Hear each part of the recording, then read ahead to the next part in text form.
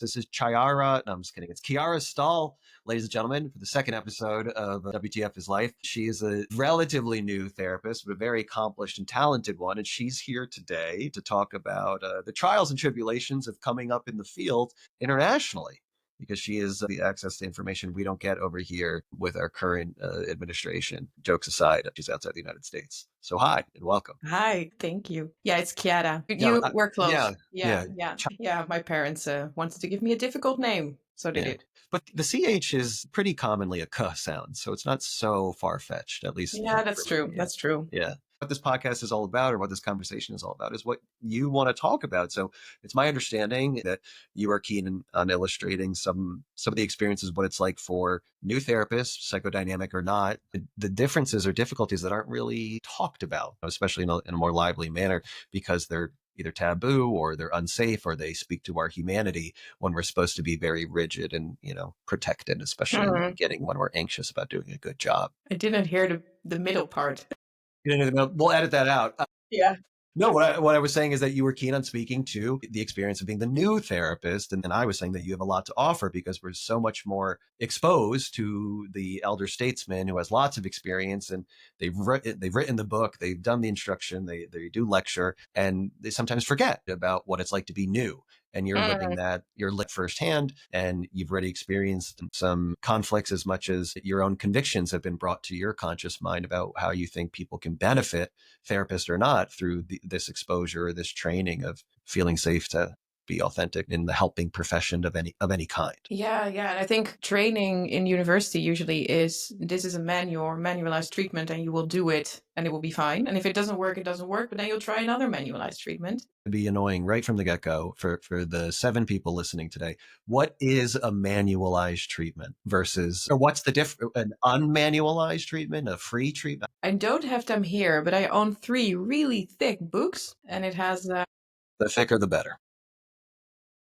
and I think it has about, what would it be, 30 chapters about every kind of disorder, DSM wise, that a person can have. And then a treatment, which usually consists of 10 to 15 sessions. And it actually tells you what to say during the session or what exercises. Literally tells you Yeah. what to say. Yeah.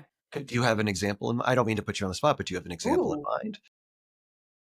I must confess that I never actually read it out loud, so I don't know an exact example. But I think for depression, for example, it gives an introduction of the session. So today we are gonna do la la la la la, and I think Wow. the first phase of the treatment usually is activating someone, for example. So What can does you that mean? schedule activities because people stay in bed? So it's the question would be, can you schedule activities, then do them, and then next week we'll discuss how it went to first sort of get back into daily life. But the instructions are actually written in the book. So if you're really, really insecure about what to say, you could study them and actually repeat them. And just totally sacrifice or divorce yourself from what makes you a human being in Yeah. connection with this other Yeah. person. Yeah. I don't know what happens with you when you're put in some kind of, yeah, it feels a bit like a cage. Like you have to say this and you have to do this. Your creativity just disappears. For me, it is. I don't know if that happens for everyone, but Yeah, I mean, I think your spontaneity, your liveliness, what makes you you, what makes you good at the job, it's necessarily objectifying of who you yeah. actually are, because you become a conduit, a means to an end, and nothing more, nothing less. So Chiara isn't even present in the room because you're just reading a script, and then directing or prescribing what to do. And so that person, the patient, the client, what have you, is also not in the room because you're Yeah. taking what their needs are in relation to some sort of biopsychosocial diagnostic and not even attuning to anything about their humanity, what's giving rise to the symptom, the problem, etc. Mm. Again, caging the symptom, caging both yourselves. I'm generally saying that's wild to me, in the sense that even in my earlier on in my training, before I did analytic training formally, it wasn't that rigid. So Yeah. I worked at a drug clinic for a while. I also worked at an oncology social work. And Mm. even then, there were certainly protocols that I flouted, or I was an arrogant 20 something in defense of my own anxiety. It was very Yeah. neurotic. And then there was a little bit of wiggle room or a little bit of humanity. This idea that there was a script, like you're almost like you're answering a phone bank, where you're trying to sell somebody a Yeah. Netflix subscription. And it's like, if the person says they want to cancel because it's too expensive, offer them a $25 gift card for 1 month.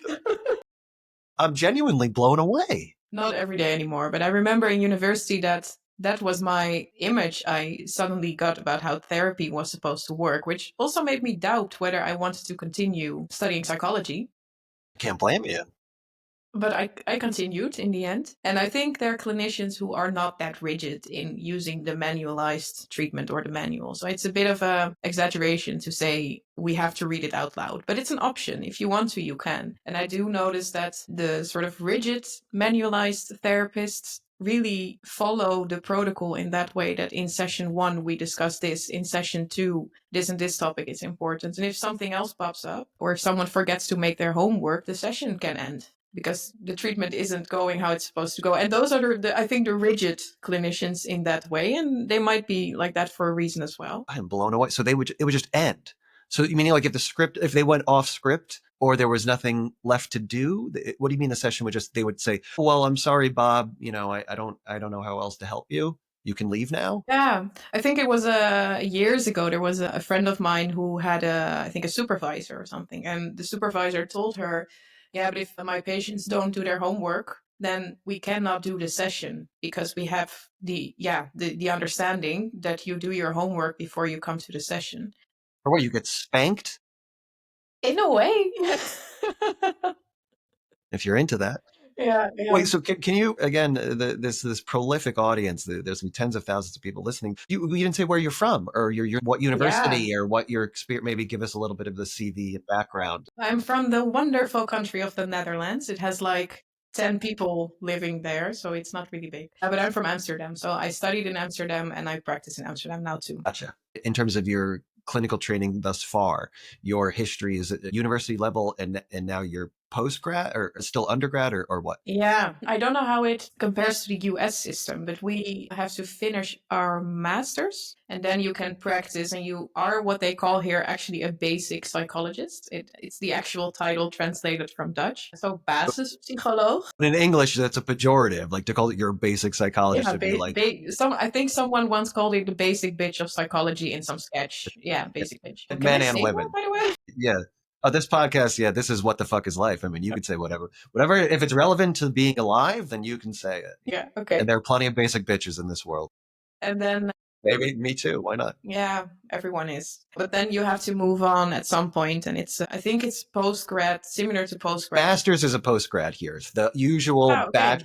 usual bachelor's degree Yeah.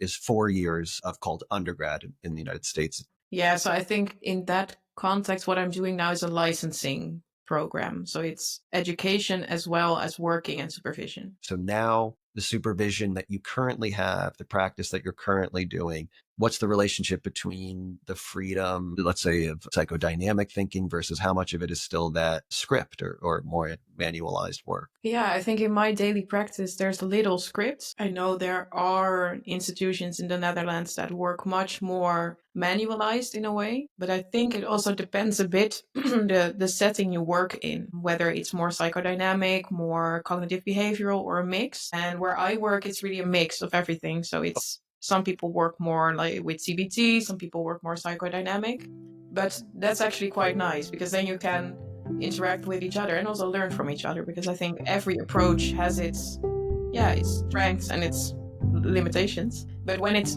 becomes rigid, either when it's CBT or when it's psychodynamic, it loses something, I think, when the rigidity kicks in a way.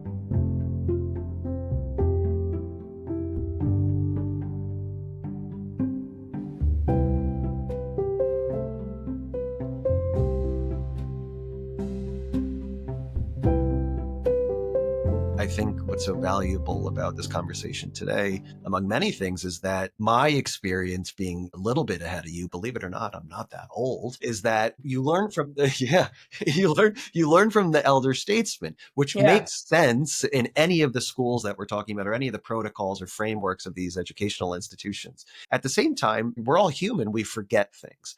So Hmm. there's very little interaction with the new therapist, the new trainee, the new graduate student, and you have the peer support like group supervisions. You even have candidate committee meetings if you're at an institute. Yeah. but there isn't an instructor, which I understand that. At the same time, however, there can be things missing.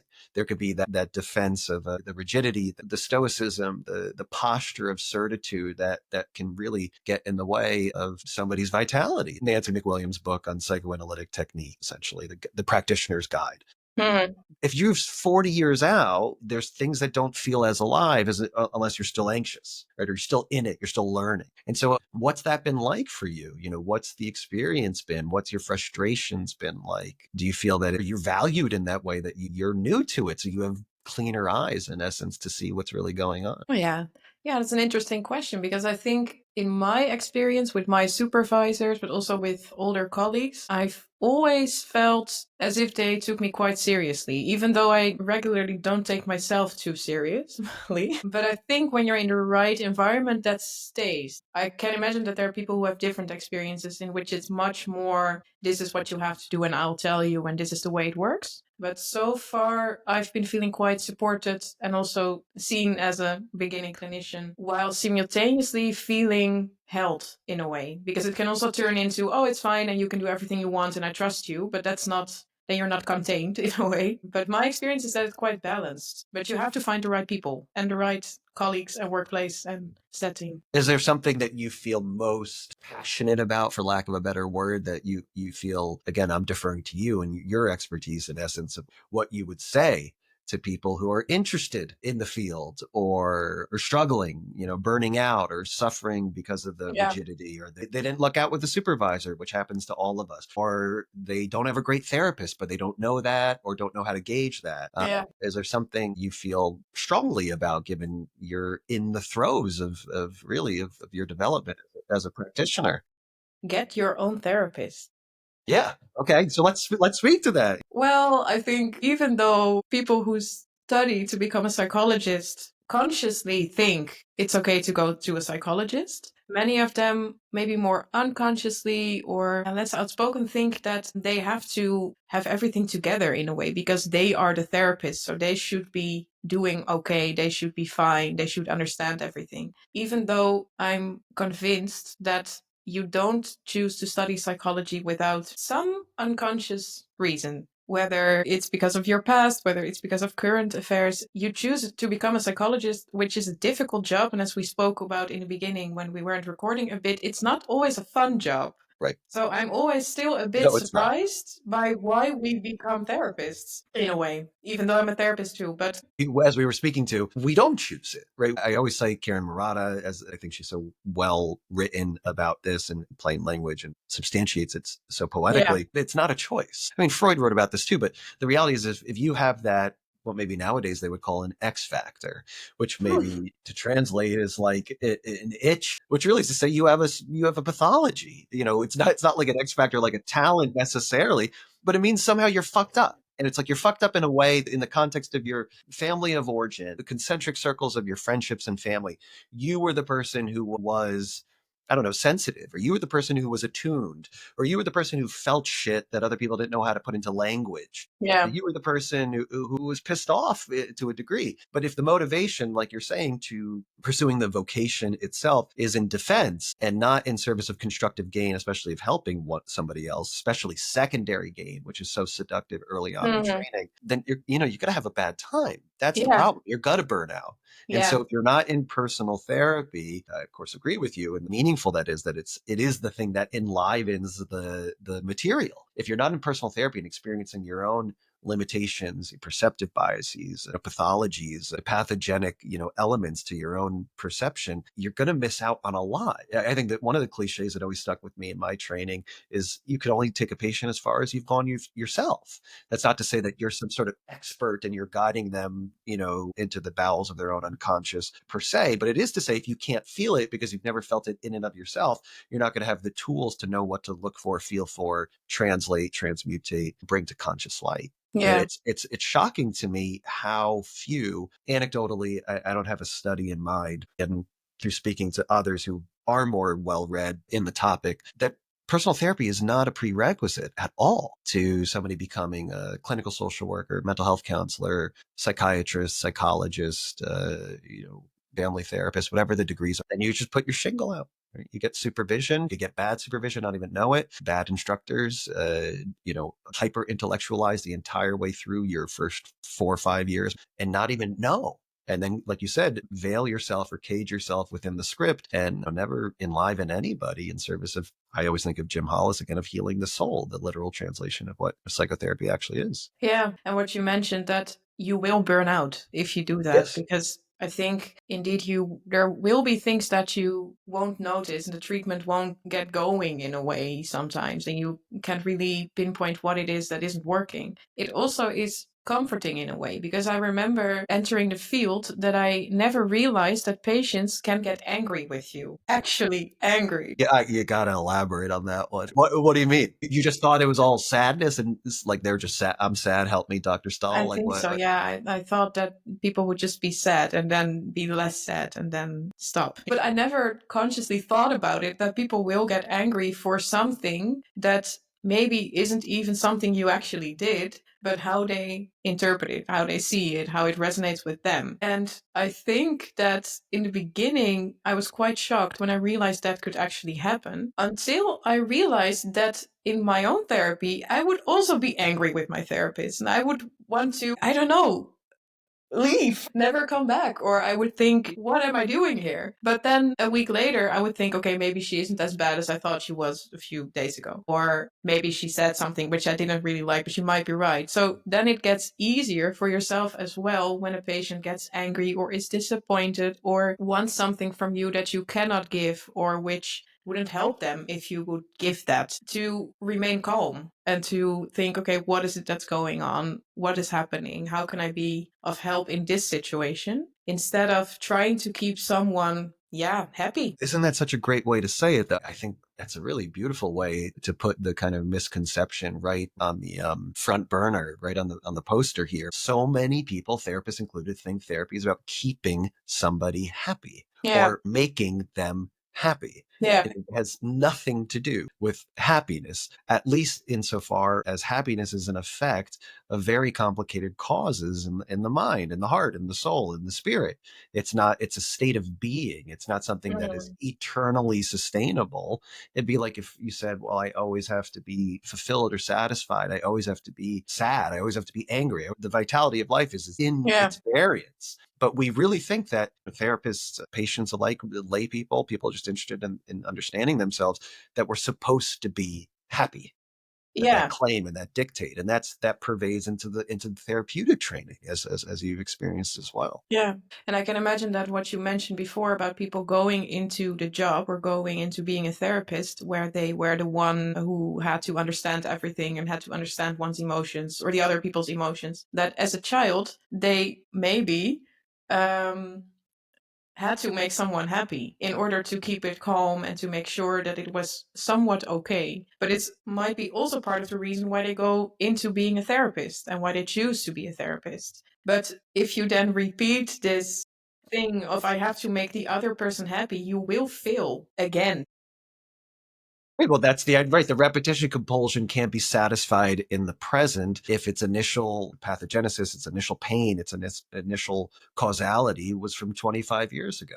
So Yeah. to attempt to undo and redo the injury brought on by family, friends, parental misattunement, neglect, etc., even abuse, lower uppercase A, going to have a bad time. Which brings you back to what you're saying, is that how could it be that we are doing this work internationally in the year 2025, where we have access to artificial intelligence, and yet we lose ourselves in this reality that we pretend, right? There's this pretense that therapy doesn't need to, or therapeutic training doesn't need to involve an understanding of the tool itself, which is ourselves, to be able to stay as neutral, which is such a Yeah. controversial term, as if neutral means cold, as possible.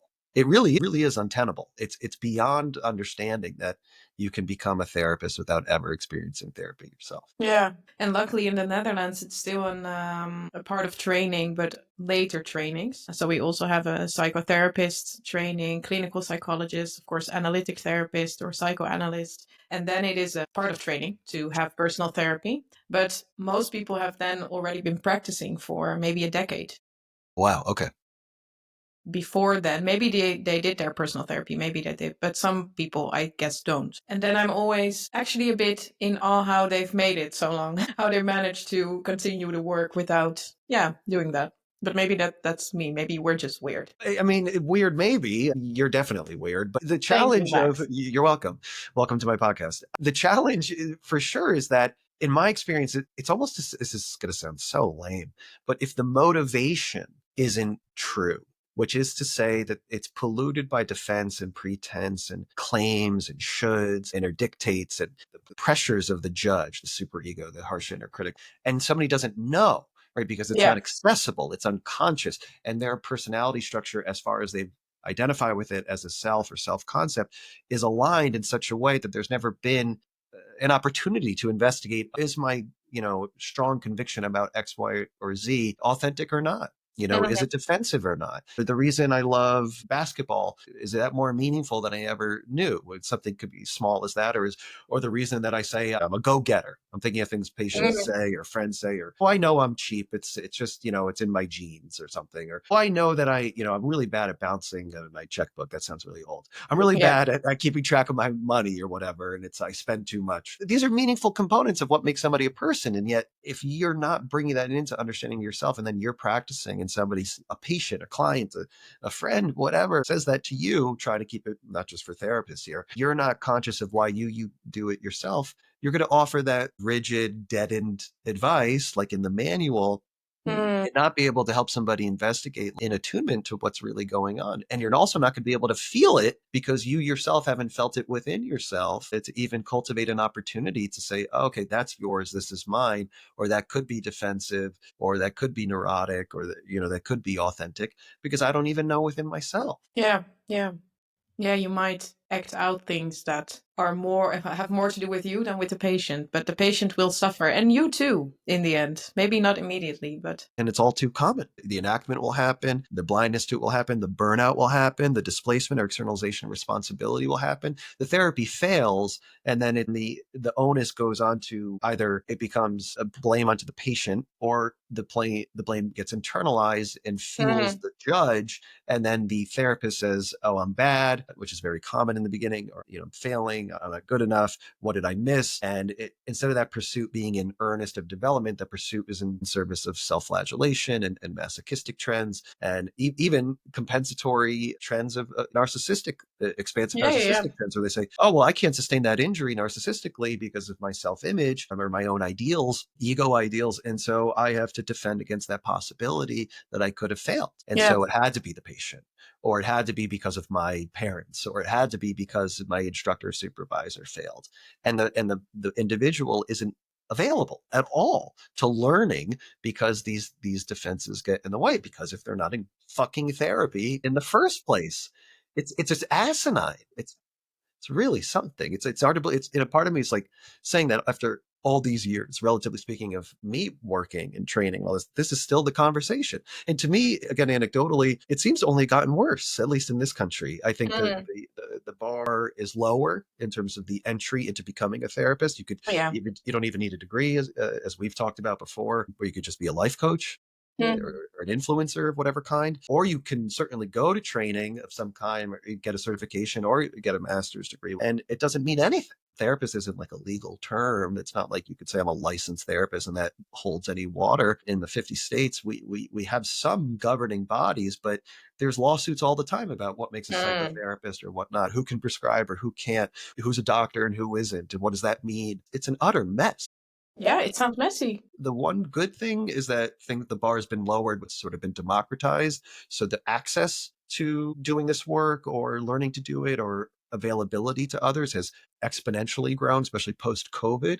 But the Yeah. quality in proportion has gone so far down, with apps, which I'm not going to name, getting involved, Silicon Valley getting involved, insurance companies obviously not helping. It's a huge problem. Yeah, and it's a big loss, I think, for the patients in the first place, but also for the therapists themselves. I don't know what your experience is, but once you realize that you're doing something in session or with multiple patients because you yourself, whatever, and you discover this in supervision or personal therapy or wherever, or just by thinking about it, it actually becomes a bit funny in a way. Well, how do you mean? Well, if you realize, oh, suppose you're a therapist who doesn't give much advice. I don't give much advice, but I realize that All I do is give advice. that week I start giving advice in a way. And I'm like, what am I doing? This is weird. And then I suddenly realize, wait, I wanted to be the fun therapist because na Uh, na na na na. And then sometimes you need a supervisor to confront you with this. But then it's actually it's something you can laugh about, realize, and then change. Whereas if it has to remain hidden or you don't realize what you're doing, I think you get anxious, you get annoyed with yourself, but maybe also with your patients, with your work, maybe even with colleagues, and you sure. burn out.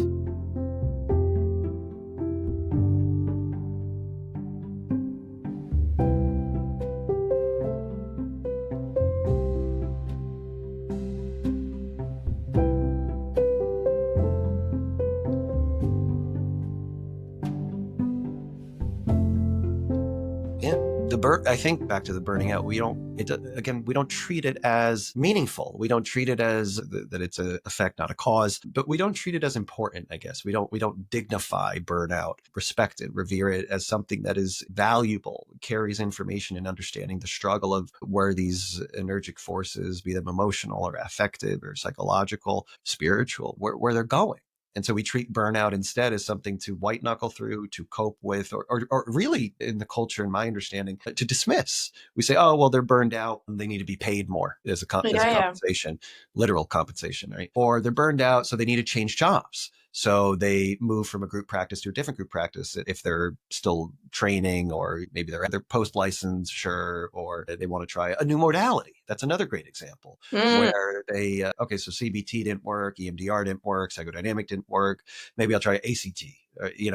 As if the modality is the problem, and it gets externalized and externalized and externalized, and nobody's looking inward. Nobody has is the capacity. Nobody's obviously hyperbolic, but in general, many people, if not the majority, are not looking. Sure, the majority, definitely the majority.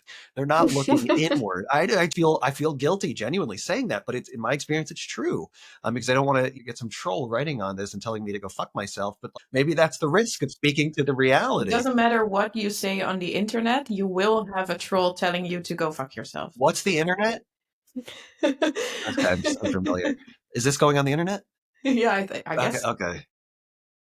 I don't know what that is. If it goes on the internet, that yeah, it's still hurtful that for all of us, obviously you're here, you have the courage to speak to your own treatment and training. We're all trying to do an earnest and good job, but it's so bizarre to me. At the same time, I empathize with it. There's a lot of ambivalence here where how is it possible that this has only gone in the wrong direction, right? Some of our colleagues would say the ship has already sailed, that it's failed, right? The art of meaningful therapy, the art of psychotherapy, ship sailed. It's been 40 years or 50 years. I wasn't alive back then, so I don't know.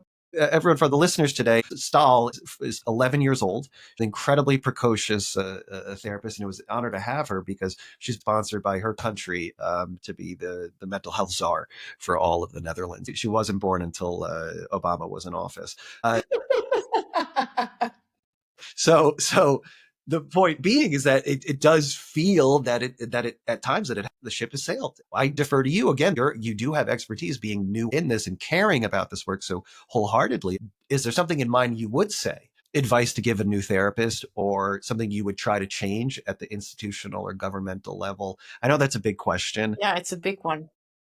Is there something that you feel that's like, how do we get therapists to realize that good therapy is a necessary part of the training? Yeah, I think many therapists in training do realize that it might be important, even if it's just to know how it feels to be on the other side of things. What might be less accepted is the fact that you get into being a therapist because of some own motives that might not be fully conscious. I think that might be one step further than you have to do therapy for being on the other side.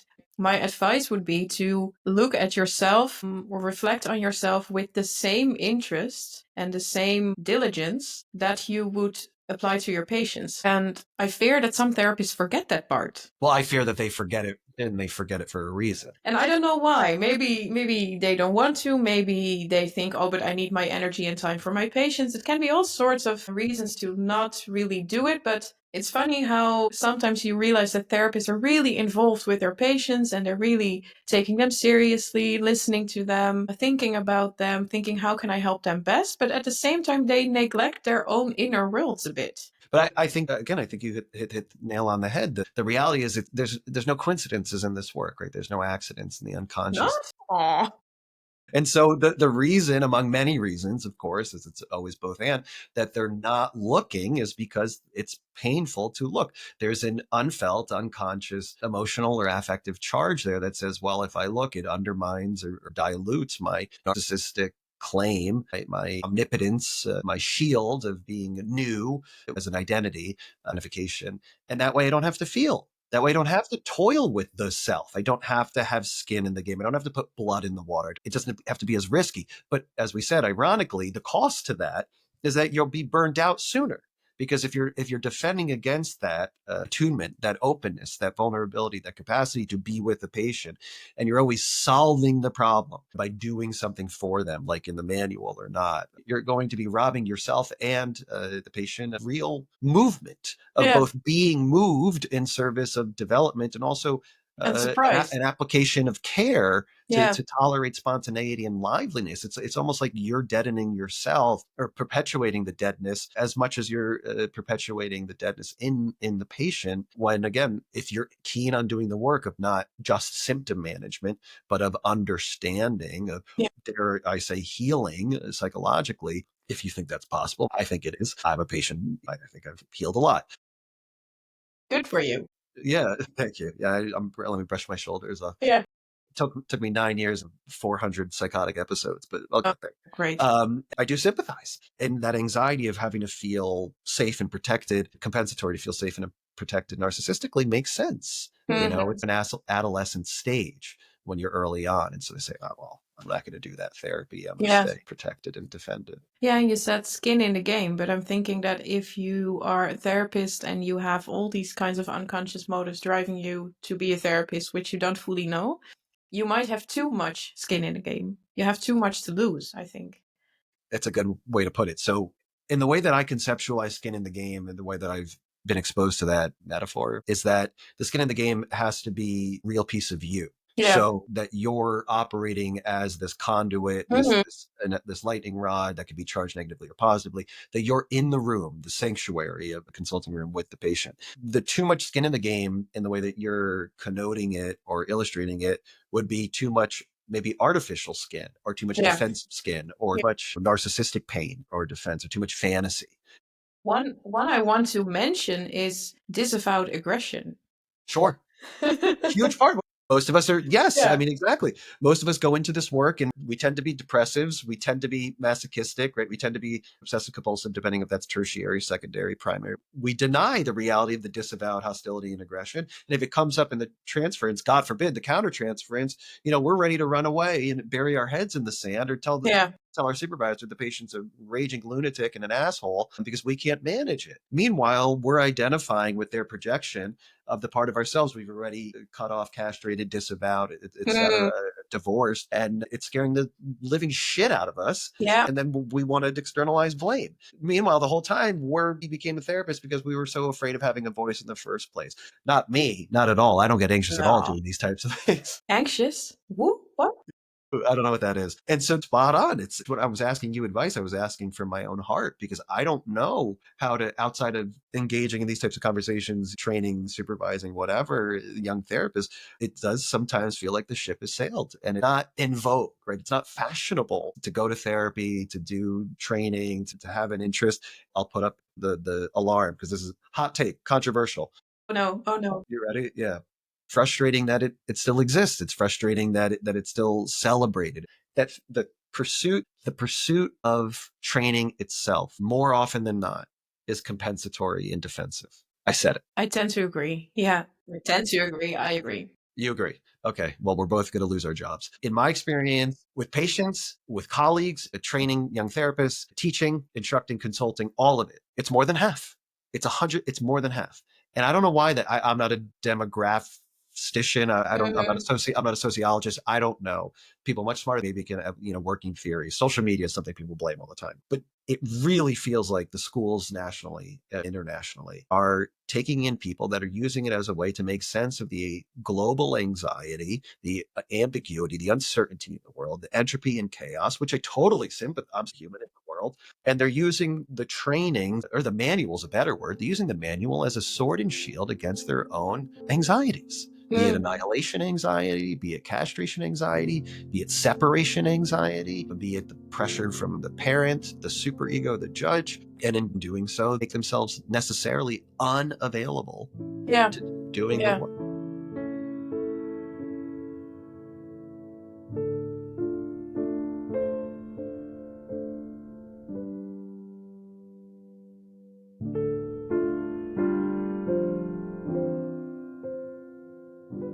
And I think I spoke with a colleague once, and I think he read a book that also said that the manuals are mainly to ease therapists' anxiety. Sure. I mean, that makes sense. And that's actually quite sad if you think about it. Let's think about it. What do you mean? Well, that of course you can be anxious, and I think it's an anxiety provoking job. It is, and I think it's supposed to be because otherwise you get bored. It's not even that you get burned out, but bored out. There should be more pathways or multiple ways to ease that anxiety a bit. But it seems that the easiest one is to think, okay, I'm just gonna follow this protocol step by step, and evidence says it works. And Evidence. to sort of be a bit nuanced, I think it works with some people. Yes, it does. But it doesn't work with all people. And then you follow the manual, it doesn't work, and then you get really anxious because there is no manual anymore, or you try a different manual. Whereas if you, I think I once read a book from, is it Casement, Learning from the Patient? And without having read the entire book, just the title, Learning from the Patient, if you keep that in mind, it makes your job much easier and much more fun. And Because you're in the room. you have to prepare less because you don't have to study a protocol. You're in the room. You're Yeah. alive with them. The idea that there's a protocol to study, again, in the utmost paradoxical, ironic, what have you, necessarily robs the patient and you of doing the work, of healing, of developing. Of Yeah. course, like you said, these types of therapies can help some people some of the time. There's nothing wrong with that, especially if it really works for somebody, that it helps them cope and manage and live more fruitfully. But there's a difference between that and living more freely or authentically. And they're not Mhm. mutually exclusive. So somebody could be Yeah. more keen on pursuing one or the other, and that doesn't make them any better or worse, or practicing therapist doesn't make them any better or worse. But where it gets in the way, like you said, is that if the manual is used as some sort of prophylactic against anxiety, that's a huge fucking problem, because anxiety is the motivator to Yeah. getting to know ourselves and getting better at the job. Anxiety is the precursor to developing a tolerance for spontaneity and liveliness in the fucking room. So Yeah. if you're always using the manual as an anesthetic to neutralize the anxiety, you're not doing the job. Yeah. You can't. And so, at least not doing the job in depth. You're not doing the job towards development. You're not doing the Yeah. job of the soul healing, to be so prophetic. And that's okay. It's okay. But those are the people that are going to be replaced by AI, if you want to talk about that. And that's scary, because the manual is the manual is the manual. And everyone's always going to be in need of authenticity, human connection, Mhm. groundedness, and understanding of themselves. That Yeah. cannot be substituted by AI. No, that would surprise me, but yeah, who knows?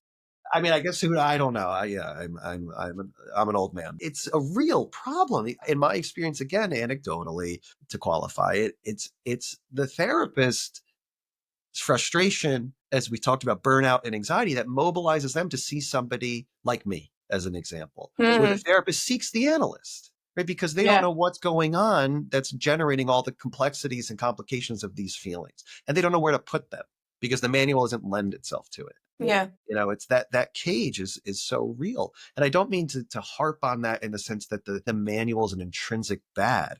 What I believe we're saying is that the manual needs to be part of the training and a part of a developmental process.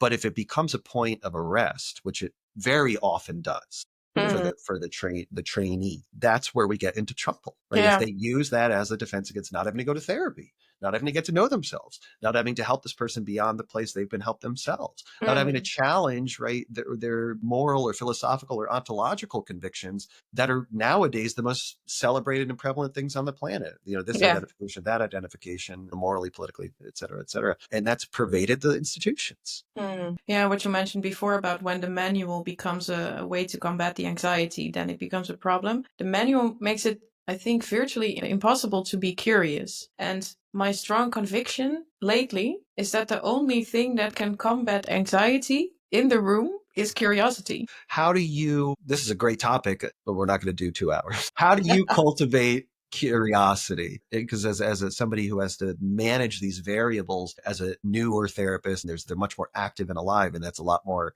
spinning plates. How do you make room for curiosity? Oh, Fucking you up today. It's great. yeah, this is a really difficult question, but yeah, it's a bit of the same, but I think you have to be prepared to not know what the fuck is happening or what the fuck is Right. life. It's uncertain. Yeah. Hey, that's the name of my podcast. Yeah, what a coincidence. But most of the time. Thank you, Chiara. Keep going. Thank I'm you. sorry. Keep I'll call going. you Mix from now on. I interrupted your thought, please. What was my thought? I lost my thought. The cultivating curiosity in the room, and you were saying it's like the same thing that Yeah. No, that you have to be prepared to not know what is going on. Yeah. In yourself, in the other person, in general, in your own social life, wherever. But if it's not bad to not know the answer. And if a patient asks you, yeah, but what is the answer? What should I do? And you don't know, then you get anxious because someone is asking you something and you don't know the answer and you don't have the answer. But if you can think, hey, that's funny. I don't know, but I don't have to know. But maybe we can see what is going on in the present together. It's not the therapist's job to understand everything immediately. I think that helps a lot. And I have to remind myself daily. It's not that I've fully integrated this into my own therapist identity, but it does help to think about it and think, okay, I don't know. I don't know the answer, but let's see where we can get together. intolerance for uncertainty is, again, in my experience, it's valorized. It's lionized in our culture, quite obviously, where certitude is the name of the game. The more Mm, you know, the more confident, which is really to say arrogant, because confident in psychodynamic theory has much more of a healthful connotation. The more arrogant, the more certain, the more closed down, the more knowing somebody is. There's all these things that we say, oh, well, that's correlated with strength, intelligence, yeah. things we admire, superlatives. And so the person that commands the room must, has all that knowledge. Ironically, of course, and in reality, is that it's the person who's most tolerant of uncertainty, of not knowing, of their own agnosticism, that gives rise to the opportunity, or really gives rise, to speak more plainly, of wholehearted self-confidence, a sense of Hmm. confidence that's generated internally and sustainably from who the person actually is. So Yeah. patients say, well, tell me, Dr. Max, what to do in this, that, or the third. And I say, well, what do you imagine? Or I don't know. I'm not you. I don't know what that's like for you. And the new therapist, that's when the panic starts. What do you mean? Hmm. What am I supposed to do? What am I supposed to say? Which is very human. But again, that's the social or parasocial relationship. That's not the therapeutic one. This is about reflecting that space and not colluding with the defense. And so it seems, again, most common that the therapist isn't even exposed to that potential uncertainty or Hmm. ambiguity or not knowing, because the supervisor instructor that they have is also defended against Yeah. that uncertainty, not knowing, and ambiguity. Yeah, and if you have quality supervision and maybe also personal therapy, I think personal therapy helps in this a lot. It gets easier to tolerate the uncertainty because you have been in the other chair yourself and it wasn't that bad. Maybe it was Right. annoying sometimes, but that's also Right. okay. Right. It's really something that we live in this world, again, to make this relatable to the person not in training, that we are not allowed to not know. I mean, to speak as plainly as possible. It really feels that way. And Yeah. I think my experience with patients, more often than not, what's the common denominator besides the pursuit of understanding ourselves, much more authentically and deeply in service of resolving things and feeling safe to become ourselves and strive, is also, of course, what's endemic to our culture internationally, Hmm.